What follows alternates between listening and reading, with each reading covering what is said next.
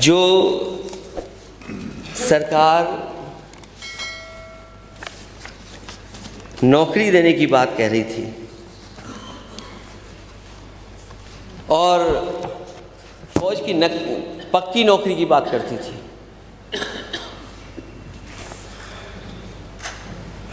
अग्निवीर जैसी व्यवस्था लागू करने का काम किया। और सबसे बड़ा धोखा अगर किसी के साथ हुआ है तो वो उत्तर प्रदेश के साथ हुआ, क्योंकि उत्तर प्रदेश का नौजवान सबसे ज़्यादा फौज में भर्ती के लिए जाता था। और सरकार ये बताए कि साल में 70,000 सैनिकों की स्थायी भर्ती होती थी।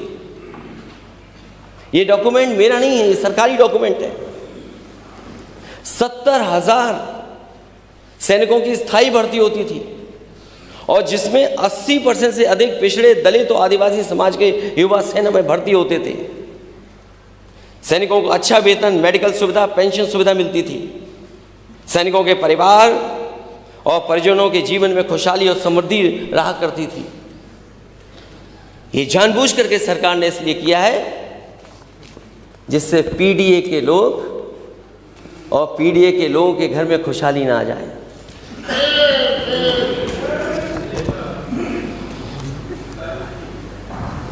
और अग्निवीर जैसी व्यवस्था लागू होने के बाद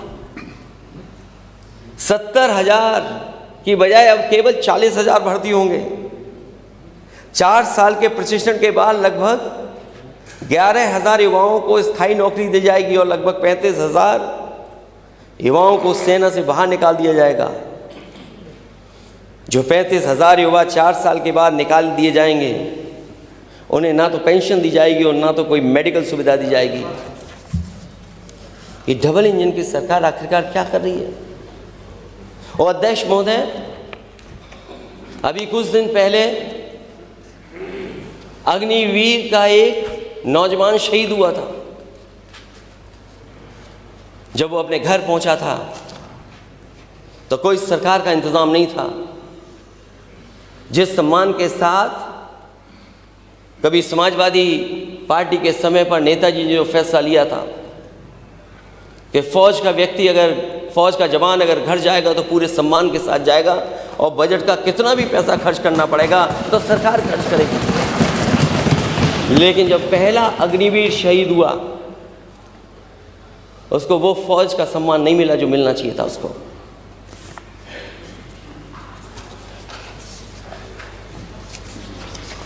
और जो लोग नौकरी की बात कह रहे थे, क्योंकि जब यही नौकरी छीन ली गई, वो इसलिए छीनी गई कि उनका परिवार खुशहाली के रास्ते से रोका जा सके। जो मैं घटना बताना चाहता हूँ सर अध्यक्ष महोदय, हाल ही में अभी कानपुर में एक शहीद हुआ था। जब वो शहीद परिवार के बीच में आया तो फौज के बड़े अधिकारियों ने कहा कि इस ताबूत को खोलिएगा नहीं, कॉफिन को खोलिएगा नहीं। घर परिवार के लोग जिद करें तब भी मैंने समझता हूं नहीं खोला गया। वहां कोई सरकार का बड़ा व्यक्ति नहीं पहुंचा, सम्मान के लिए कोई बड़ा नहीं पहुंचा। और जो सीमा पर जहां पर गलती हुई थी सेना से के माध्यम से, उन परिवार के लोगों से मिलने के लिए एयर चीफ मार्शल बड़े बड़े लोग पहुंचे। वहां तो बड़े लोग जा रहे हैं, लेकिन यहां उत्तर प्रदेश का अगर कोई शहीद हो गया तो उसके घर परिवार से मिलने कोई नहीं जा रहा। मैं सरकार से जानना चाहता हूं कि उत्तर प्रदेश का अगर कोई अग्निवीर होगा शहीद, तो क्या सरकार उसको सम्मान देगी कि नहीं देगी? ये बातें क्यों छूट गई इस डॉक्यूमेंट में?